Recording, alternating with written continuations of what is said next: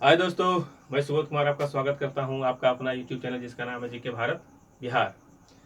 तो दोस्तों आज हम इस वीडियो में जो है नया चैप्टर लाए हैं ज्योग्राफी से, और उसमें मेरा जो चैप्टर है वो वायुमंडल है। तो वैसे दोस्त जो नए हैं वो वीडियो को पूरा देखिए, और जो रेगुलर है वो भी वीडियो को पूरा देखिए, और अंत तक देखने के बाद जब पसंद आता है तब आप लाइक, सब्सक्राइब और शेयर जरूर करिए। तो वैसे तो दोस्तों हम लोग आज वायुमंडल पढ़ेंगे, लेकिन वायुमंडल के साथ साथ अन्य मंडल भी, जैसे कि स्थल मंडल, जल मंडल और जैव मंडल, ये सभी पढ़ेंगे क्रम वाइज करके। दोस्तों जहाँ पर स्थल मंडल, वायुमंडल और जल मंडल तीनों की उपस्थिति होती है वहाँ उसे जैव मंडल कहा जाता है। जैव मंडल में ही क्या होता है, जीवन संभव होता है। तो आज हम लोग पढ़ेंगे दोस्तों वायुमंडल के बारे में। तो वायुमंडल में की पहले परिभाषा जान लेते हैं कि वायुमंडल किसे कहा जाता है।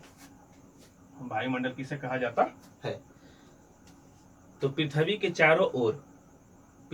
चारों ओर फैले हुए गैसीय आवरण अर्थात मिश्रित वायु के विभिन्न परत को क्या कहते हैं, वायुमंडल कहा जाता है। पृथ्वी के चारों ओर फैले हुए गैसीय आवरण या मिश्रित वायु के विभिन्न परत को जो पृथ्वी को घेरे हुए है उसे वायुमंडल कहा जाता है।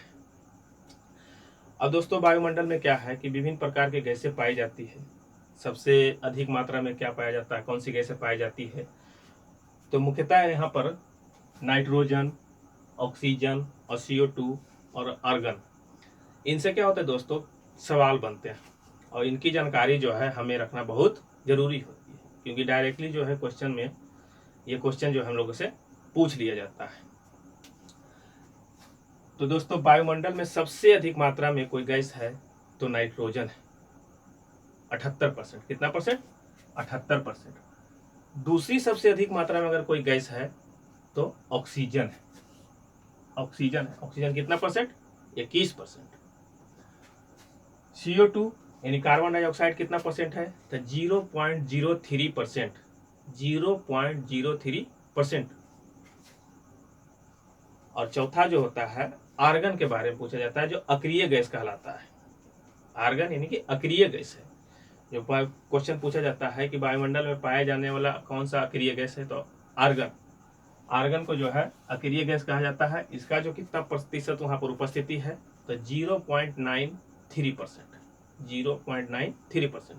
नाइट्रोजन 78%, ऑक्सीजन 21%, CO2 0.03% और आर्गन जो होता है 0.93% है। तो दोस्तों क्या करना है कि ये जो मात्रा है, परसेंटेज है, इसको एकदम दिमाग में सेट कर लेना है। 78, 21, 0.03 और 0.93%, क्योंकि क्वेश्चन इनसे बनते हैं। अब इससे और भी सवाल आते हैं, जैसे कि नाइट्रोजन जो है पौधे भी यूज करते हैं नाइट्रेट के रूप में। पौधे द्वारा जो है नाइट्रोजन को नाइट्रेट के रूप में उपयोग किया जाता है। ऑक्सीजन जो होता है दोस्तों, वो हम लोग मनुष्य के द्वारा जो है ऑक्सीजन को लिया जाता है, सांस के द्वारा ऑक्सीजन को लेते हैं, उसके बाद रिलीज करते हैं क्या, CO2। लेकिन वहीं पर पेड़ पौधे जो है CO2 दिन के समय में लेते हैं और रिलीज करते हैं क्या, ऑक्सीजन।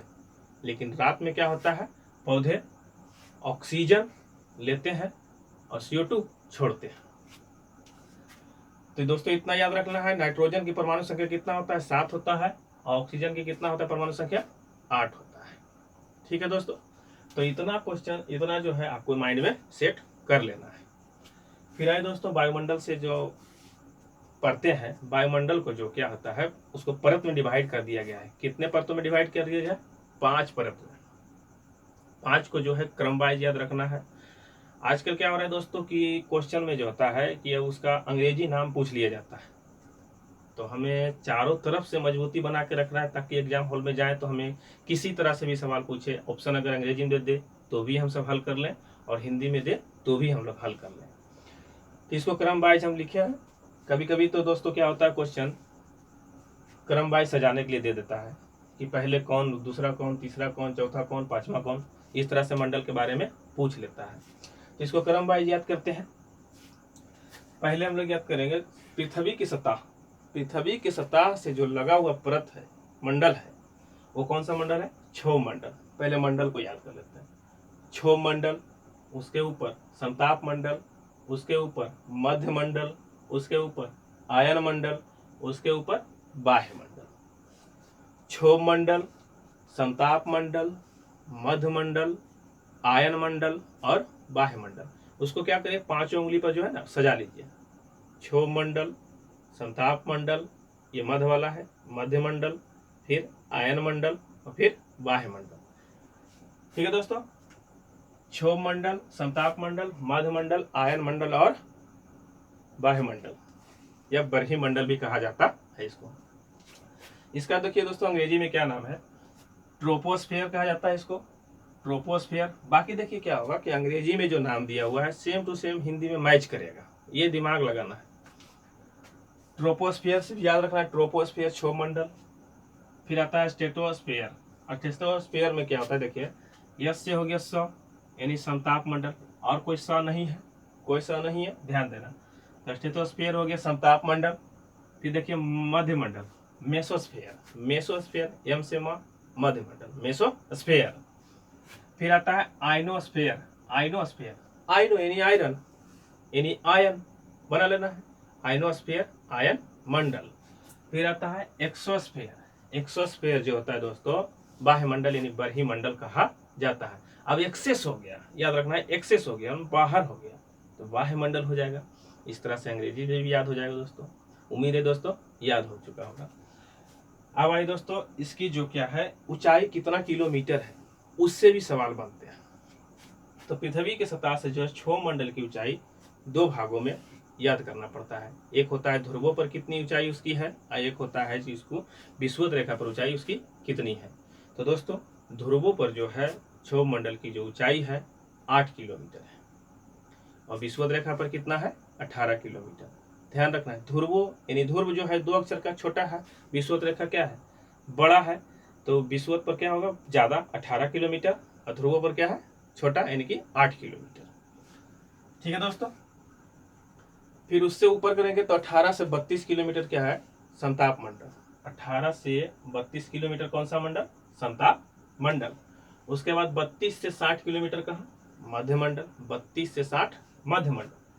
फिर आता है आयन मंडल कितना? 60 से 640 किलोमीटर। फिर एक्सोस्फेयर जो है 640 से ऊपर, यानी 640 से इन्फिनाइट कर दीजिए उसको, अनंत तक। ऊपरी सीमा 640 से ऊपर कितना है उसका जो है एग्जैक्ट बताया नहीं गया है, इसलिए 640 के जो ऊपर है वो बाह्य मंडल कहलाता है।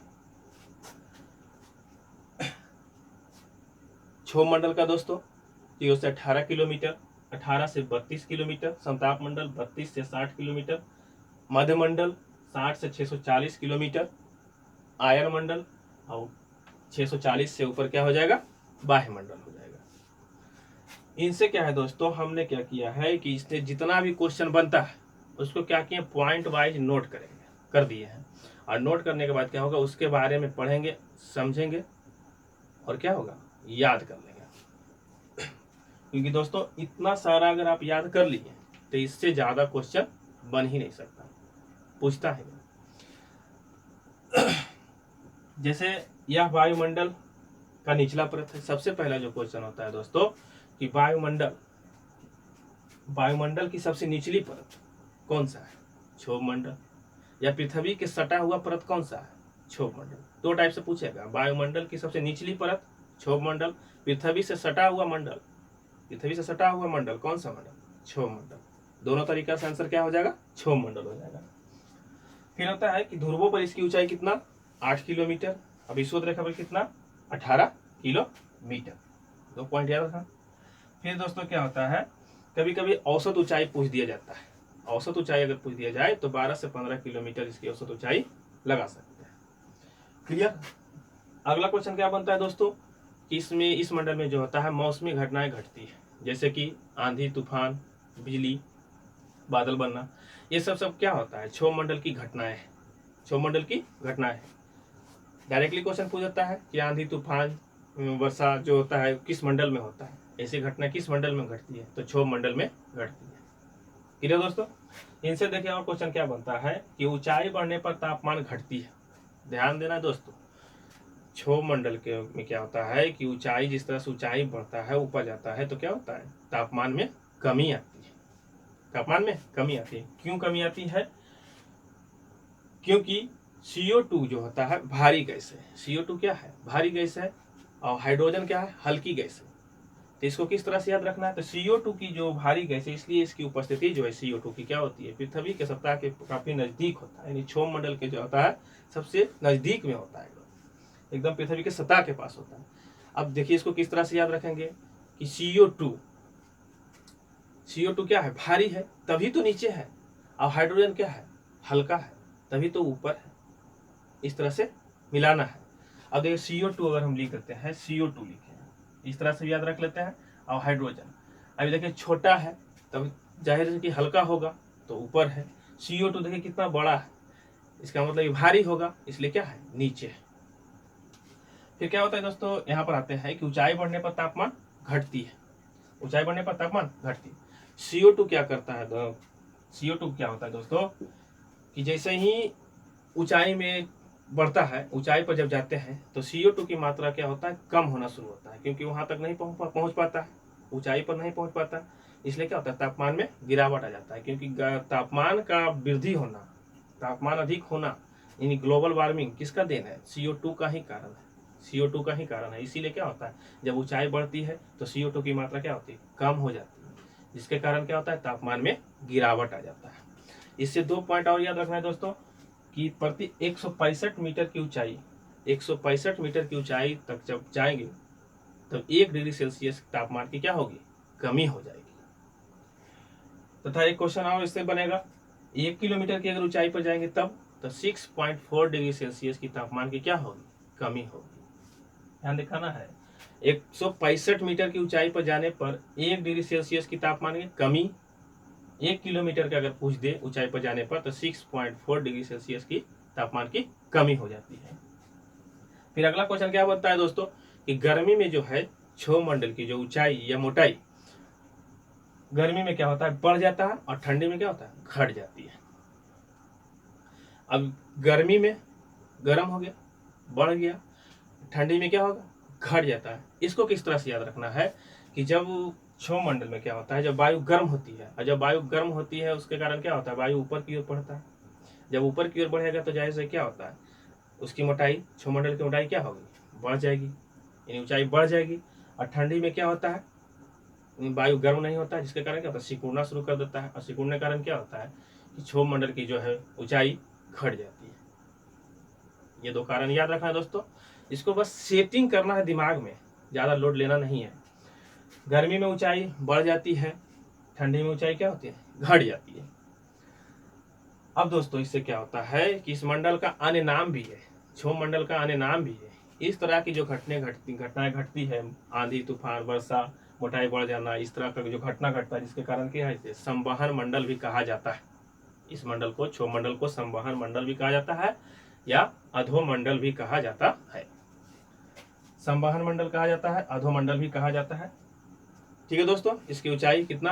18 किलोमीटर विषुवत रेखा पर, और ध्रुव पर कितना? 8 किलोमीटर। तो ये है दोस्तों 3, 4 इधर और 4 इधर, 5 इधर, यानी 9 पॉइंट दोस्तों अगर आप याद रख लेते हैं तो आपको कभी एग्जाम में दिक्कत नहीं होगी। फिर आए दोस्तों इसके बाद हम दूसरी मंडल में पढ़ते हैं, जिसके समताप मंडल कहा जाता है। क्षोभ मंडल के पहला तो क्वेश्चन यही बन जाता है कि क्षोभ मंडल के ऊपरी भाग, यानी अगला परत को कौन सा मंडल कहा जाता है? तो समताप मंडल कहा जाता है। अब समताप मंडल में दोस्तों जस्ट इसका अपोजिट दिमाग लगाना है। क्षोभ मंडल में क्या था कि मौसमी घटनाएं घटती, लेकिन इसमें क्या होगा? समताप मंडल में मौसमी घटनाएं नहीं घटती। इसीलिए क्या होता है, वायुयान उड़ाने के लिए आदर्श मंडल इसी को माना जाता है। किस मंडल को? समताप मंडल में। तो दोस्तों डायरेक्टली क्वेश्चन पूछता है कि वायुयान जो है किस मंडल में उड़ाए जाते हैं, तो आंसर क्या मारना है? समताप मंडल। समताप मंडल। समताप मंडल में ही दोस्तों क्या होता है कि एक ओजोन मंडल भी पाया जाता है। तो भी यहाँ से भी क्वेश्चन बन जाता है कि ओजोन मंडल जो है किस मंडल में है, तो समताप मंडल में। किस मंडल में? समताप मंडल में। फिर अगला क्वेश्चन होता है दोस्तों कि समताप मंडल में कभी कभी क्या होता है कि मेघ का निर्माण हो जाता है, यानी बादल बन जाते हैं, जिस कारण उस मेघ को क्या कहा जाता है? मूलाभ मेघ कहा जाता है। उस मेघ को मूलाभ मेघ कहा जाता है। क्लियर दोस्तों? फिर आइए ओजोन से, इतना से ये तो समताप मंडल से हुआ। अब आइए ओजोन मंडल से कौन सा क्वेश्चन बनता है? ओजोन मंडल यानी ओजोन गैस, यानी कि O3। O3 ओजोन की मोटाई जो नापने के लिए इस्तेमाल किया जाता है, इसकी इकाई होती है डावसन। पहला तो ये क्वेश्चन हो जाता है। ओजोन की मोटाई मापने की इकाई क्या? डावसन हो जाता है। डायरेक्टली क्वेश्चन होता है दोस्तों, इसकी इकाई क्या? डावसन। ये याद रखना है। ओजोन परत जो है, ओजोन मंडल की जो परतें हैं, ओजोन मंडल क्या करता है? सूर्य से आने वाली पराबैंगनी किरण यानी अल्ट्रावायलेट किरण को क्या करता है? अवशोषित कर लेता है। अवशोषित कर लेता है ताकि वो क्या होता है? क्षोभ मंडल तक ना पहुंचे, यानी पृथ्वी तक नहीं पहुंचे। अगर सूर्य से आने वाली अगर पराबैंगनी किरणें पृथ्वी तक पहुंच जाती है तो वो विभिन्न प्रकार की जो है बीमारियां उत्पन्न हो जाएगी। इससे क्या करती है? क्षोभ मंडल का जो है रक्षा कवच, रक्षा कवच कौन है? ओजोन मंडल। वो क्या करती है? सूर्य से आने वाली सभी पराबैंगनी किरणों को क्या कर लेती है? अवशोषित कर लेती है। तो सुरक्षा कवच हो गया। डायरेक्टली क्वेश्चन पूछता है कि सूर्य से आने वाली पराबैंगनी किरणों को कौन सा मंडल जो है कवर कर लेती है, अवशोषित कर लेती है? तो आंसर ओजोन मंडल। ओजोन मंडल से भी क्वेश्चन आता है दोस्तों, और क्वेश्चन बनता है कि ओजोन मंडल को जो है लेयर में छेद हो रहा है, ओजोन की परत में जो है छेद हो रहा है, पतली हो रही है। तो इसका कारण क्या है? तो इसका कारण है दोस्तों CFC। CFC में सक्रिय क्लोरीन पाया जाता है। CFC का मतलब हुआ क्लोरोफ्लोरोकार्बन।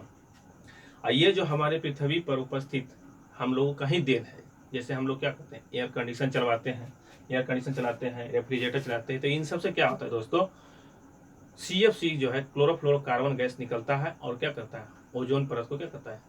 हानि पहुंचाता है। तो ये क्वेश्चन बन जाता है दोस्तों कि ओजोन परत का जो है अपक्षय हो रहा है या उसकी परत जो है पतली हो रही, किस गैस के कारण होता है? तो क्लोरोफ्लोरोकार्बन के कारण होता है।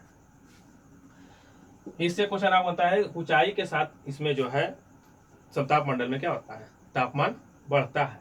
ऊंचाई के साथ तापमान बढ़ता है। यहाँ देखना है दोस्तों, क्षोभ मंडल में ऊंचाई के साथ तापमान घटती है, लेकिन इसमें क्या है? ऊंचाई के साथ तापमान बढ़ता है। प्रति 1 किलोमीटर की ऊंचाई जाने पर तापमान जो है 5 डिग्री सेल्सियस की वृद्धि हो जाती है।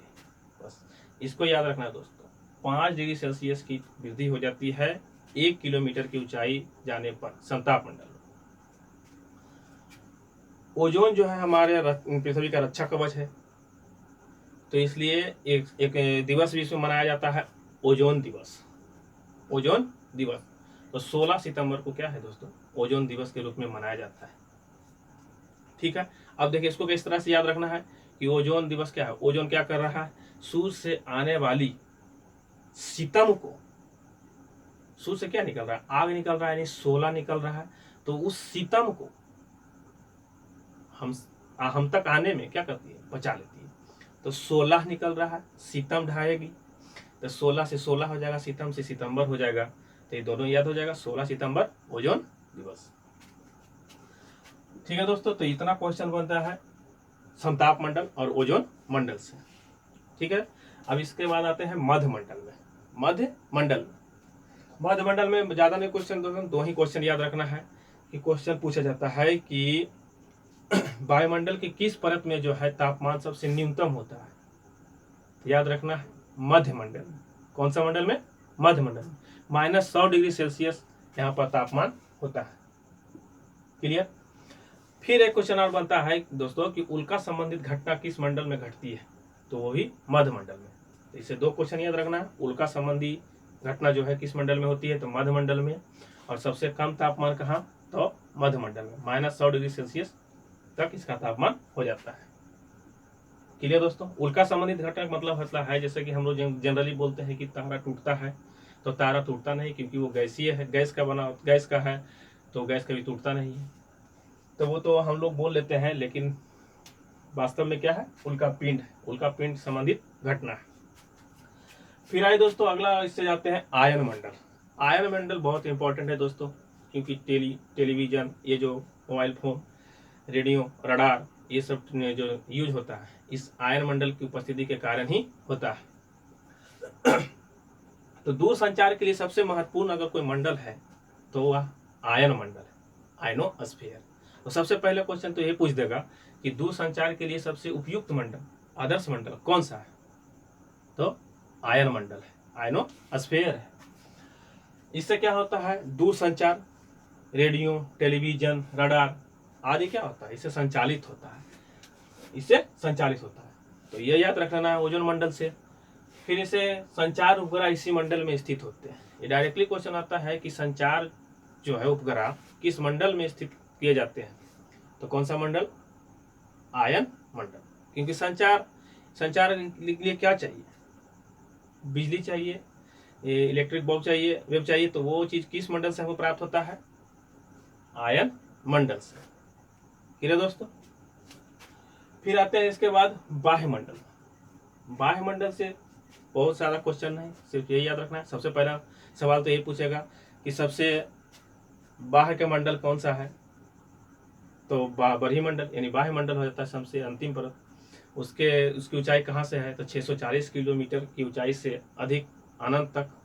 आंसर यही पूछता है, क्वेश्चन ये पूछता है कि कितना से स्टार्टिंग, तो 640 किलोमीटर की ऊंचाई से स्टार्टिंग है। कौन सा मंडल, बाह्य मंडल यानी बरही मंडल।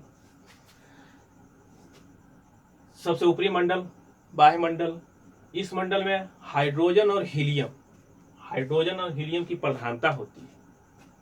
ठीक है दोस्तों। ब्रह्मांड में सबसे ज्यादा कौन सी गैस, तो हाइड्रोजन। वायुमंडल में सबसे ज्यादा कौन सी गैस, तब नाइट्रोजन। ब्रह्मांड में बोलेगा सबसे ज्यादा कौन सी गैस, तो हाइड्रोजन। वायुमंडल में सबसे ज्यादा कौन सी गैस, तब नाइट्रोजन। क्लियर। इसमें कौन सा गैस, हाइड्रोजन और हीलियम की प्रधानता होती है। ठीक है दोस्तों, इतना ही इसमें याद रखना है। फिर इसमें से और 2 पॉइंट और बनते हैं कि ध्रुवीय स्थैतिक कक्षा के उपग्रह, 2 तरह के उपग्रह जो छोड़े जाते हैं, ध्रुवीय स्थैतिक कक्षा के उपग्रह और एक है भू स्थैतिक कक्षा के उपग्रह। क्लियर। कितना इस रेंज में छोड़ा जाता है, तो ध्रुवीय स्थैतिक कक्षा के उपग्रह जो है 700 से 11 किलोमीटर की ऊंचाई पर छोड़ी जाती है। ध्रुवीय 700 से 11 किलोमीटर की ऊंचाई पर। अब भू स्थैतिक कक्षा के उपग्रह जो है 36,000 किलोमीटर की ऊंचाई पर छोड़ी जाती है। ठीक है दोस्तों। अब 700 1100 है तो जाहिर है कि बरही मंडल के पार ही। भू स्थैतिक कक्षा के उपग्रह जो है 36,000 किलोमीटर की ऊंचाई पर, तो यहाँ से समझ लेना है 700 है, 36,000 किलोमीटर है, तो जाहिर सा होगा कौन सा होगा, बाह्य मंडल में ही होगा। क्लियर। तो ये जो है दिमाग में बैठा लेना है। सॉरी दोस्तों।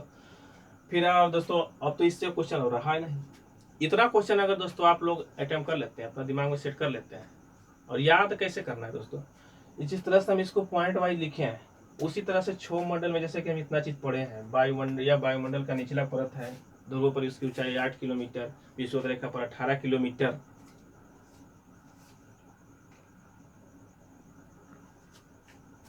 औसत ऊंचाई 12 से 15 किलोमीटर लगभग। मौसमी घटना किस मंडल में घटती है, क्षोभ मंडल में घटती है। फिर होता है ऊंचाई बढ़ने पर तापमान क्या होता है, यहाँ गिरता है। 165 मीटर की ऊंचाई जाने पर 1 डिग्री सेल्सियस का तापमान में गिरावट आ जाता है, और 1 किलोमीटर की ऊंचाई पर जाने पर 6.4 डिग्री सेल्सियस की तापमान की कमी हो जाती है। गर्मी के दिनों में क्या होता है, इसकी ऊंचाई यानी मोटाई बढ़ती है, और ठंडे के दिनों में क्या होता है, घट जाती है। इसीलिए इसको, इस मौसम संबंधी घटना यहाँ पर घटने के कारण क्या, इसे कहा जाता है संवहन मंडल कहा जाता है, और अधोमंडल भी कहा जाता है। इतना पॉइंट नोटेड कर लीजिए कि हम क्षोभ मंडल में इतना पढ़े थे। फिर आइए समताप मंडल में क्या है, कि समताप मंडल में कौन सा मंडल, तो ओजोन मंडल। ओजोन दिवस कब, 16 सितंबर को। ओजोन यानी उसका O3 संकेत, उसका सूत्र क्या है, O3। और वो ओजोन परत क्या करता है, सूर्य से आने वाली पराबैंगनी किरणों से हमें क्या करता है, रक्षा करता है। पृथ्वी का रक्षा कवच कहा जाता है इसको। ओजोन लेयर में जो है, ओजोन परत में जो है पतला हो रहा है या छिद्र हो रहा है, वो उसका कारण क्या है, CFC में उपस्थित सक्रिय क्लोरीन के कारण। या फिर कहीं पर डायरेक्ट आंसर आ जाएगा तो वहाँ मारना है CFC के कारण, यानी क्लोरोफ्लोरोकार्बन के कारण। क्लोरोफ्लोरोकार्बन का क्यों किधर से बन रहा है, किस माध्यम से निकल रहा है, तो वही एयर कंडीशन और रेफ्रिजरेटर से CFC कार्बन निकलता है, और जो क्या करता है वायुमंडल में जाकर ओजोन मंडल को क्या करता है, हानि पहुंचाता है। यहाँ पर क्या होता है, ऊंचाई बढ़ने पर क्या होता है, तापमान में वृद्धि हो जाता है। समताप मंडल में वृद्धि, क्षोभ मंडल में कमी। 1 किलोमीटर की ऊंचाई पर क्या होता है, तापमान 5 डिग्री सेल्सियस की वृद्धि हो जाती है। क्लियर। यहाँ पर समताप मंडल में मेघ का निर्माण होता है, जिसे कौन सा मेघ कहा जाता है, मुलाभ मेघ कहा जाता है। क्लियर दोस्तों। फिर अगला मध्य मंडल में क्या है, -100 डिग्री सेल्सियस तक तापमान पाया जाता है। सबसे कम तापमान किस मंडल में, मध्य मंडल में। ये याद रख लेना है, उल्का संबंधित घटना इसमें होता है। 2 पॉइंट इससे है। फिर आता है आयन मंडल, अगला प्रश्न आयन मंडल है। दूर संचार, डायरेक्टली क्वेश्चन पूछता है, आयन मंडल मारना है, बेसिकली रडार से संबंधित। टेलीविजन, रेडियो, संचार उपग्रह का मंडल, इसी मंडल को कहा जाता है, किसको, आयन मंडल को कहा जाता है। फिर आता है सबसे ऊपरी परत, ऊपरी मंडल कौन, तो बाह्य मंडल यानी बरही मंडल, एक्सोस्फेयर कहा जाता है। बरही बाह्य यानी एक्सो यानी एक्स्ट्रा हो गया, बाहर हो गया, बरही मंडल हो जाएगा।